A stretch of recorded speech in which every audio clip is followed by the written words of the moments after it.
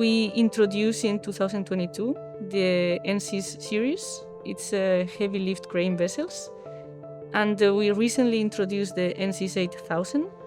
This vessel design is capable of carrying 5,000 tons monopiles with 15-meter diameter, and they are well over 120 meters long. So pretty the biggest monopiles that are being considered in the market at the moment. What makes that difficult is that there are multiple bodies in motion at the same time. So you have a vessel, a floating vessel, and that floating vessel needs to withstand environmental loads, so wind, wave, and current loads. In order to do that, it is equipped with a dynamic positioning or DP system. But despite the actions of that DP system, the vessel will still experience some residual motions, so it will still move a little bit.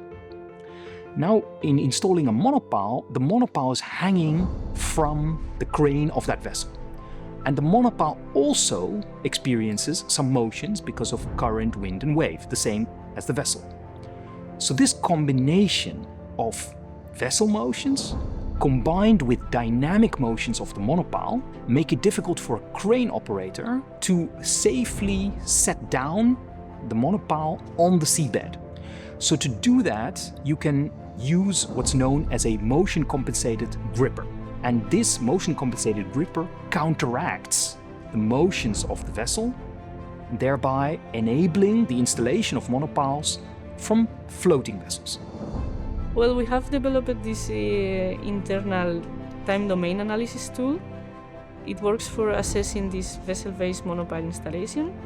And we have modeled the hydrodynamic behavior of both the vessel and the monopile and how they interact with each other.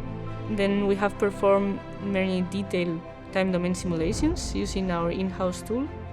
We have modeled the vessel on DP, the monopile, but also the motion-compensated gripper.